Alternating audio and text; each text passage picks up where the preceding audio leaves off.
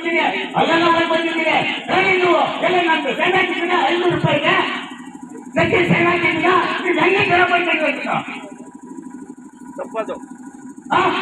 ರೈತರಿಗೆ ಏನ್ ಮಾಡ್ತಿದ್ದೀರಾ ನೀವು? ಆಯ್ತು, ಉತ್ತರ ಕೊಡ್ತಾರೆ.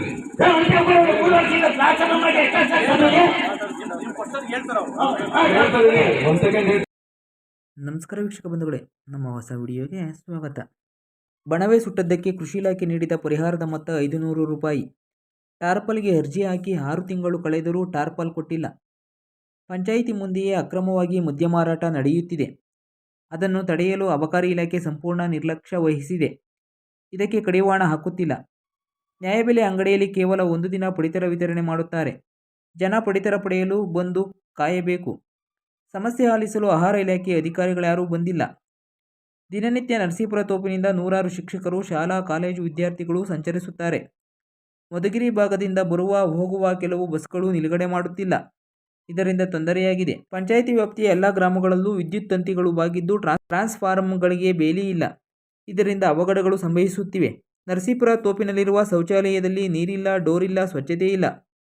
ನರಸೀಪುರ ತೋಪಿನಲ್ಲಿ ಅಂಗಡಿ, ದೇವಾಲಯದಲ್ಲಿ ಕಳ್ಳತನ ಆಗುತ್ತಿದೆ. CCTV ಅಳವಡಿಕೆ ಮಾಡಿಲ್ಲ. ಮಧುಗಿರಿ ರಸ್ತೆ ಕಿತ್ತು ಹೋಗಿದ್ದು ಸಂಬಂಧಿಸಿದ ಇಲಾಖೆಯವರು ಡಾಂಬರು ಹಾಕಿ ಅಪಘಾತ ತಪ್ಪಿಸಿಲ್ಲ.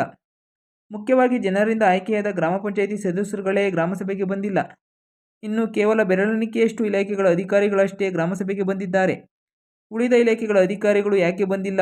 ಪ್ರತಿ ಗ್ರಾಮಸಭೆಯಲ್ಲೂ ಗೈರು ಹಾಜರಾದ ಅಧಿಕಾರಿಗಳ ವಿರುದ್ಧ ಕ್ರಮ ಕೈಗೊಳ್ಳುತ್ತೇವೆ ಅಂತೀರಿ, ಆದರೆ ಏನು ಕ್ರಮ ಕೈಗೊಂಡಿದ್ದೀರಿ? ಪಂಚಾಯಿತಿಗೆ 30 ಹಳ್ಳಿಗಳು ಬರುತ್ತವೆ, ಆದರೆ ಜನರೇ ಇಲ್ಲ. ಬರೀ ಶಿಕ್ಷಕರು, ಅಂಗನವಾಡಿ ಕಾರ್ಯಕರ್ತೆಯರಿದ್ದಾರೆ. ನೀವು ಯಾವ ರೀತಿ ಪ್ರಚಾರ ಮಾಡಿದ್ದೀರಿ? ಹೀಗೆ ಸಾಲು ಸಾಲು ಆರೋಪಗಳು ಕೇಳಿಬಂದದ್ದು ನೆಲಮಂಗಲ ತಾಲೂಕು ನರಸೀಪುರ ಗ್ರಾಮ ಪಂಚಾಯಿತಿಯ ಪ್ರಸಕ್ತ ಸಾಲಿನ ಗ್ರಾಮಸಭೆಯಲ್ಲಿ. ಎಲ್ಲರೂ 40-45 ವರ್ಷಕ್ಕೆ ತುಂಬಾ ಜನ ಹಾರ್ಟ್ ಅಟ್ಯಾಕ್ ಇಂದ ಸಾಯುತ್ತ ಜನಗಳನ್ನ ನೋಡಿದ್ದೀರ. ಇದಕ್ಕೆ ಕಾರಣ ಹಲವಾರು ಕಾರಣಗಳಿದ್ದಾವೆ. ಒಂದು, ನೀವು ಟ್ರೀಟ್ಮೆಂಟ್ ತಗೊಳ್ಳದೆ ಶುಗರ್ ಇರ್ಬೋದು, BP ಇರ್ಬೋದು, ತುಂಬಾ ವರ್ಷಗಳ ಕಾಲ ನಿಮ್ಗೆ ಗೊತ್ತಿದ್ದೇನೆ ಇರುತ್ತೆ. ಯಾಕೆಂದ್ರೆ ಇವೆರಡು ಸೈಲೆಂಟ್ ಆಗಿರ್ತವೆ, ನಿಮ್ಗೆ ಗೊತ್ತಾಗಲ್ಲ ಬಂದಿದೆಯೋ ಇದೆ ಅಂತ. ಪಕ್ಕಾ ಟೆಸ್ಟ್ ಮಾಡಿದ್ಮೇಲೆ ಗೊತ್ತಾಗುತ್ತೆ, ಹೌದು ನನಗೆ ಶುಗರ್ ಇದೆ, ಹೌದು ನನಗೆ BP ಇದೆ ಅಂತ. ಅಲ್ಲಿವರೆಗೂ ನಮಗೆ ಗೊತ್ತಾಗಲ್ಲ. ತೀರಾ ತುಂಬಾ ಜಾಸ್ತಿ ಅತಿಯಾದಾಗಷ್ಟೇ ನಿಮಗೆ ಗೊತ್ತಾಗುತ್ತೆ. ನಿಮ್ಗೇನು ಗೊತ್ತಾಗ್ತಾ ಇರೋಂಥ ಡಿಸೀಸ್ನ ಬೇಗ ಡಿಟೆಕ್ಟ್ ಮಾಡಿ ಕ್ಯೂರ್ ಮಾಡೋಂಥದ್ದು ಇರುತ್ತೆ. ಏನಾದರೂ ಇದ್ರೆ ಬಂದು ಹಾಸ್ಪಿಟಲ್ಗೆ ಏನಾದರೂ ಹೆಚ್ಚಿನ ಮಾಹಿತಿ ಬೇಕಾದ್ರೆ ಇದು ಮಾಡ್ಕೊಳ್ಳಿ. ಇಷ್ಟೆಲ್ಲ ಸೌಲಭ್ಯಗಳು ಸರ್ಕಾರಿ ಆರೋಗ್ಯ ಇಲಾಖೆಯಲ್ಲಿ ಇದ್ದಾವೆ. ಸದುಪಯೋಗ ಪಡಿಸ್ಕೊಂಡು ಒಳ್ಳೆ ರೀತಿಯಿಂದ ಬಳಸ್ಕೊಂಡ್ರೆ ಎಲ್ಲರಿಗೂ ಆರೋಗ್ಯ ಚೆನ್ನಾಗಿರುತ್ತೆ. ಸೊ ನಿಮ್ಮ ಆರೋಗ್ಯ ನಿಮ್ಮ ಕೈಯಲ್ಲೇ ಇರುತ್ತೆ.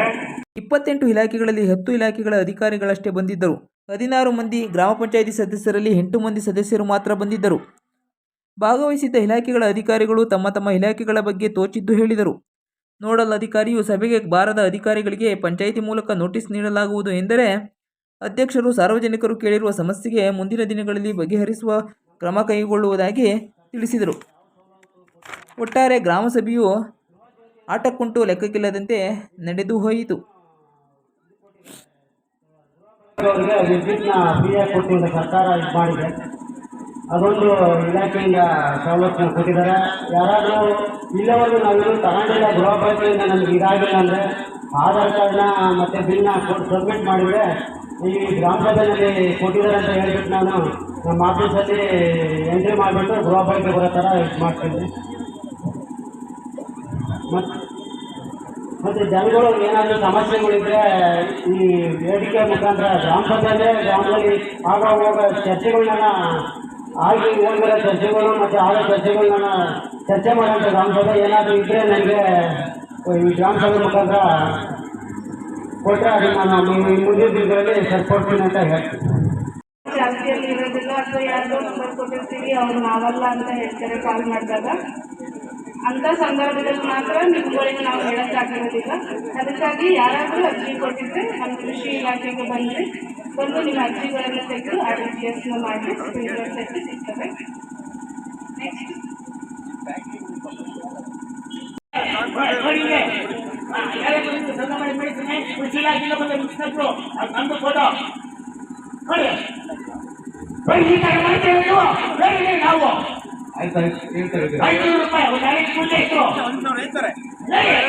ಸ್ಪ್ರೇಯರ್ ಪಂಪ್ ಅಲ್ವಾ ನೀವು ಕೇಳೋದು?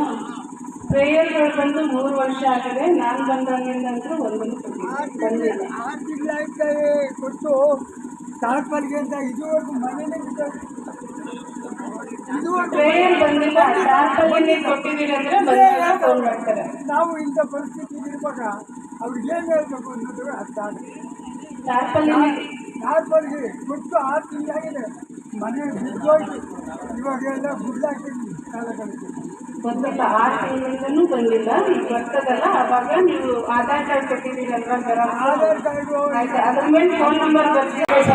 ಕಾನೂನು ಬಿಟ್ಟು ಕೆಲಸ ಮಾಡೋಕ್ಕಾಗಲ್ಲ ಸರ್. ಕಿಟ್ಟಿನ ಕೇಸ್ ಹಾಕ್ತೀವಿ, ಪೆಟ್ಟಿ ಕೇಸ್ ಹಾಕಿದ್ವಿ ಅಂತ ದಂಡ ಕಟ್ತೀವಿ, 2 ಸಾವಿರ ದಂಡ ಕಟ್ತೀವಿ. ದಂಡ ಕಟ್ತಾರೆ. ಸರಿ, ನಾವು ಮಾಡೋಣ ಅಂತ ಹೇಳ್ತೀವಿ. ಸಾರ್ವಜನಿಕರು ನೀವು ಅದಕ್ಕೆ ಸಹಕಾರ ಮಾಡಬೇಕು ಅಂದರೆ ನಿಲ್ಲಿಸ್ಬೇಕು ಅಂತ ನೀವು ಎಲ್ಲ ಸಲಹೆ ತಗೋತಾರೆ, ಎಲ್ಲ ಮಾಡ್ತಾರೆ. ನೀವು ಗಟ್ಟಿಯಾಗಿ ಕೂಡ ನೀವು ಮಾತಾಡಬಾರ್ದು. ನೀವು ಮಾತಾಡಿ ಹೇಳ್ತಿದ್ದೀವಿ ಅಲ್ಲ, ನಾನೇ ಮಾತಾಡೋದು. ನಾವು ಕಾನೂನು ಬಿಟ್ಟು ಕೆಲಸ ಮಾಡೋಕ್ಕಾಗಲ್ಲ.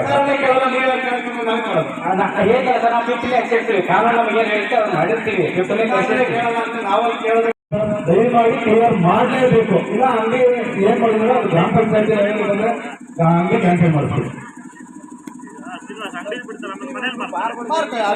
ಅದು ಅವ್ರು ನೋಡ್ಕೊಬೇಕು. ಮನೇಲಿ ಕೇಳಕ್ಕಾಗಲ್ಲ ಸರ್, ಮನೇಲಿ ಕೇಳಕ್ಕಾಗಲ್ಲ, ಅವ್ರ ಅದು ಟೋಟಲ್ ಅಂಗಡಿ ಮಾಡ್ತೀರ ನಿಲ್ಸಿದ್ರೆ ಸಾಕು. ನಮಗೆ ಬೇಕಾಗಿರೋ ಊರು ಚೆನ್ನಾಗಿರ್ಬೇಕು, ಮನೆ ಚೆನ್ನಾಗಿರೋ, ಯಾರ ಮನೆ ಚೆನ್ನಾಗಿರೋ ನಮ್ಗೆ ಆಗಬೇಕಾಗುತ್ತೆ. ಊರು ಚೆನ್ನಾಗಿದೆ ಅಂದ್ರೆ ಒಂದು ಗ್ರಾಮ ಚೆನ್ನಾಗಿರುತ್ತೆ. ಅದಕ್ಕೆ ನಾನು ಹೇಳ್ತಾ ಇದ್ದೀನಲ್ಲ ಡೈರೆಕ್ಟ್ ಆಗಿ, ಸರ್ ದಯಮಾಡಿ ಒಂದು ಗಟ್ಟಿ ಕೊಟ್ಬಿಡಿ ನಮ್ಗೆ ಈ ವಾರದಲ್ಲಿ ಹಣ ದಯಮಾಡಿ ಯಾರ್ಯಾರು ಹೆಂಗೆ ಮಾಡ್ತಾರೆ ಅಂಗಡಿಗಳು ದಯಮಾಡಿ ನಿಲ್ಲಿಸಲೇಬೇಕು ಸರ್. ರಿಸೀವ್ ಮಾಡ್ಕೊಂಡಿರ್ತಾರೆ ಸರ್, ಬಟ್ ಯಾರು ನಿಮ್ಮ ಅವರೇ ಎಲ್ಲರೂ ಈಗ ನಾವು ಅಧಿಕಾರಿಗಳೇ ಎಲ್ಲ ನಮಗೂ ಇವತ್ತು ಗೂಗಲ್ ಮೀಟ್ ಇತ್ತು. ನಾವು ಹೇಳಿದಾಗ ನಮ್ಮ ಗೂಗಲ್ ಮೀಟ್ ಇದೆ ಅಂತ, ಮೇಡಮ್ ನಮಗೆ ನರಸಿಂಹಪುರ ಪಂಚಾಯತಿದು ಗ್ರಾಮ ಸಭೆ ಇದೆ ಅಂತಂದ್ರೆ ಬೇರೆ ಯಾರನ್ನಾದ್ರೂ ಕಳಿಸಿ ಅಂತ ಹೇಳಿದ್ದಾರೆ.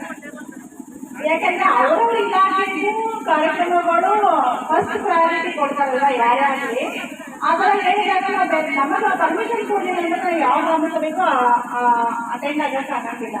ಹಾಗಾಗಿ ಇದನ್ನ ಯಾರು ಡಿಸ್ಟ್ರಿಬ್ಯೂಟ್ ಮಾಡಕ್ ಹೋಗ್ತಾರಲ್ವ, ಯಾರು ಅಟೆಂಡ್ ಮಾಡ್ತಾರೆ ಅಂತಂದ್ರೆ ಕನ್ಫರ್ಮ್ ಮಾಡಿಕೊಂಡು ಆಮೇಲೆ ಅಲ್ಲಿಂದ ಬನ್ನಿ, ಅವ್ರ ಫೋನ್ ನಂಬರ್ನು ಇಸ್ಕೊಂಡು ಬನ್ನಿ ಅಂತ ನಾನು ರಿಕ್ವೆಸ್ಟ್ ಮಾಡ್ಕೊತಾ ಇದ್ದೀನಿ ಗ್ರಾಮ ಪಂಚಾಯತಿ ಅವರಿಗೆ. ಅವಾಗ ಅವರು ಬಂದಿಲ್ಲ ಅಂತಂದ್ರೆ ಅವರಿಗೆ ಲೆಟರ್ಗಳನ್ನ ಈಗಿನ ಯಾರ್ಯಾರು ಬಂದಿವೋ ಅವರಿಗೆ ಗ್ರಾಮ ಪಂಚಾಯತಿ ಕಡೆಯಿಂದ ಎಲ್ಲರೂ ಸಹಿಯೊಂದಿಗೆ ಅವರಿಗೆ ಮೆಮೊ ಕೊಡ್ತಾರೆ ಸರ್. ಈ ಸಲ ನೆಕ್ಸ್ಟ್ ಟೈಮ್ ಬಂದಿಲ್ಲ ಅಂತಂದ್ರೆ ಅವರಿಗೆ ಮೇಲಧಿಕಾರಿಗಳಿಗೆ ವರದಿ ಮಾಡೋಣ. ಅದು ಎಲ್ಲದಕ್ಕೂ ಎಲ್ಲ ಅಧಿಕಾರಿಗಳೇ ಬರ್ತಾರೆ ಅನ್ನೋದು ನಾನು ಕರಾಖಂಡಿತವಾಗಿ ಒಪ್ಪಲ್ಲ. ಕೆಲವೊಂದು ಇಲಾಖೆಗಳು ಫಸ್ಟ್ ಅಂಡ್ ಶುಡ್ ಅವ್ರು ಬರಲೇಬೇಕು. ರೈತರಿಗೆ ಅನುಕೂಲವಾದಂಥ ಇಲಾಖೆಗಳು ಅವರ ಅಧಿಕಾರಿಗಳು ಬರಲೇಬೇಕು. ಅವರಿಗೆ ಜಾಸ್ತಿ ಒತ್ತು ಕೊಡಿ. ಇನ್ನು ಕೆಲವೊಂದು ಇಲಾಖೆಗಳು ಅಷ್ಟೊಂದು ಕೆಲಸಗಿರಲ್ಲ, ಅವರು ಬೇರೆ ಯಾರಾದರೂ ಡೆಪ್ಯೂಟ್ ಮಾಡಿ ಅವ್ರ ನಂಬರ್ನ ನೀವು ಇಸ್ಕೊಂಡು ಬರಬೇಕು, ಅವ್ರನ್ನ ಕಾಂಟ್ಯಾಕ್ಟ್ ಮಾಡಿ ಅಂತ ನಾನು ಹೇಳಕ್ಕೆ ಇಷ್ಟಪಡ್ತೀನಿ. ಈಗ ನಮ್ಮ ಇಲಾಖೆಯಿಂದ ಹೇಳೋದಾದ್ರೆ, ನಮ್ಮ ಇಲಾಖೆ ಟೀಚಿಂಗ್ ಇಲಾಖೆಯಲ್ಲಿ ರಾಮಪೇಟೆಯಲ್ಲಿ ಒಂದು ಹಾಸ್ಟೆಲ್ ಅಷ್ಟೇ. ಅದಕ್ಕೆ ಯಾರ ಮಕ್ಕಳು ಸೇರೋದಿದ್ರೆ ಸೇರ್ಬೋದು. ಬಟ್ ನಮ್ಮ ಪಂಚಾಯತಿ ಅಭಿವೃದ್ಧಿ ಅಧಿಕಾರಿಗಳಲ್ಲಿ ನಾನು ರಿಕ್ವೆಸ್ಟ್ ಅಂತಂದ್ರೆ ನಮ್ಮ ಹಾಸ್ಟೆಲ್ ಬಗ್ಗೆನೇ ಸ್ವಲ್ಪ ಅದೊಂದು ನೀವು ಯಾವ ಕರ್ಕೊಂಡಲ್ಲಿ ಮಾಡೋದಾದ್ರೆ ಇಲಾಖೆಯಿಂದ ಫ್ರೀ ಮೆಟ್ರಿಕ್ ಹಾಸ್ಟೆಲ್ಗಳಿಗೆ ಅನುದಾನ. ಯಾಕಂದ್ರೆ ಫ್ರೀ ಮೆಟ್ರಿಕ್ ಹಾಸ್ಟೆಲ್ಗಳು ಎಲ್ಲ ಕಡೆ ಕ್ಲೋಸ್ ಆಗ್ತಿರೋದ್ರಿಂದ ಅದಕ್ಕೆ ಅನುದಾನ ಬಿಡುಗಡೆ ಆಗ್ತಾ ಇಲ್ಲ. ನಮ್ಮ ಇಲಾಖೆಯಿಂದಲೇ ಅನುದಾನ ಬಿಡುಗಡೆ ಆಗ್ತಾ ಇಲ್ಲ. ಬೇರೆ ಯಾರಾದರೂ ದಾನಿಗಳಿಗೆ ನಾವು ಸುಮಾರು ಕಂಪನಿಗಳಿಗೆ ವಿಸಿಟ್ ಮಾಡಿ ಎಲ್ಲ ರಿಕ್ವೆಸ್ಟ್ ಮಾಡ್ಕೊಂಡಿದ್ವಿ. ಫ್ರೀಗೆ ಸಾಧ್ಯ ಆದರೆ ಅದು ನಾವು ಮಾಡ್ಕೊಳ್ಳಿ. ಸ್ಕಾಲರ್ಶಿಪ್ ಫ್ರೀ ಮೆಟ್ರಿಕ್ಗೆ ಇನ್ನೂ ಕಾಲ್ ಆಗಿಲ್ಲ ನಮ್ಮ ಇಲಾಖೆಗೆ ವಿವರ ಹೇಳೋದಾದ್ರೆ. ಬಂದಿಲ್ಲ, ನೀವು ಗ್ರಾಮ ಸಭೆ ಮಾಡ್ತಾ ಇದ್ದೀರಾ. ಈಗ ನಾವು ಹೇಳ್ಕೊಬೇಕು, ಯಾರ ಹತ್ರ ಹೇಳ್ಕೊಬೇಕು, ಯಾವ ಅಧಿಕಾರಿ ಹತ್ರ ಹೇಳ್ಕೊಬೇಕು? ನಾವು ಅವ್ರು ಹೇಳ್ತಾರೆ ಬೇರೆ ಕೆಲಸ ಇದೆ, ಬೇರೆ ಬಂದವರಿಂದ ಬೇರೆ ಅವ್ರ ಪರವಾಗಿ ಯಾರು ಬಂದವ್ರೆ ಆಹಾರ ಇಲಾಖೆಯಿಂದ ಹಾಜರಾಗಬೇಕು ಅಂತಕ್ಕಂಥ ಒಂದು ಮಾಹಿತಿಯನ್ನು ನೋಡೋಣ. ಈ ಮಾತುಗಳು ಸದಸ್ಯರು ಪ್ರತಿಯೊಬ್ಬರು ಇದೇ ಮಾತು ಹೇಳ್ತಾರೆ. ಯಾರ್ಯಾರು ನೀವೇಂತಲ್ಲ, ಪ್ರತಿಯೊಬ್ಬರು ನಾನು ನೋಡಿದ್ದೀನಿ. ಹೋದ ವರ್ಷ ಆಚೆ ವರ್ಷ ಮಾಡಿದ್ರೆ ಅಲ್ಲಿ 1 ವರ್ಷದ ಮೇಲೆ ಆಗೋಯ್ತು ಗ್ರಾಮ ಸಭೆ ಮಾಡಿ. ಹೋದ ವರ್ಷ ಬಂದವರು ಇದೇ ಮಾತಾಡ್ತಾರೆ. ಯಾರು ಗೊತ್ತಿಲ್ಲ, 4 ಜನ ನೀವು ಕಳಿಸಿದ್ರೆ 4 ಅಧಿಕಾರಿಗೆ ಏನು ಕ್ರಮ ತಗೊಂಡ್ರೆ ಹೋದ ವರ್ಷ ಬಂದಿರ್ತಕ್ಕಂಥದ್ದು ಎಲ್ಲರೂ ಕಡ್ಡಾಯವಾಗಿ ಬರಲೇಬೇಕು ಅಂತ ಈಗಾಗಲೇ ನಮ್ಮ ತಾಲೂಕಲ್ಲಿ ಅಧ್ಯಕ್ಷ ಉಪಾಧ್ಯಕ್ಷರುಗಳೆಲ್ಲ ಸರ್ಕಾರದ ಮಟ್ಟದಲ್ಲಿ ಒತ್ತಡ ತರಬೇಕು ಅಂತ ಹೇಳಿ ಎಲ್ಲ ಪಂಚಾಯತಿಗಳಿಗೂ ಅವ್ರಿಗೆ ಸಿಗ್ನೇಚರ್ ಹಾಕ್ಕೊಂಡು ನನ್ನ ಪ್ರೆಸ್ ಮೀಟಿಂಗ್ ಎಲ್ಲ ಖಂಡಿತ ನಾವು ಗ್ರಾಮ ಸಭೆ ಮಾಡ್ತಾ ಇದ್ವಿ. ಈ ಗ್ರಾಮ ಸಭೆಗೆ ಯಾವ ಅಧಿಕಾರಿಗಳು ನಾವು ಲಿಖಿತವಾಗಿ ಖಂಡಿತವಾಗಿ ಮನವಿಯನ್ನು ಸಲ್ಲಿಸ್ತೀವಿ. ನಾನು ಪಂಚಾಯತಿ ವತಿಯಿಂದ ಲಿಖಿತವಾಗಿ ನಾನು ಮನವಿ ಸಲ್ಲಿಸಿ ಅದು ನಿಮಗೆಲ್ಲ ಗೊತ್ತಿರೋ ವಿಚಾರ.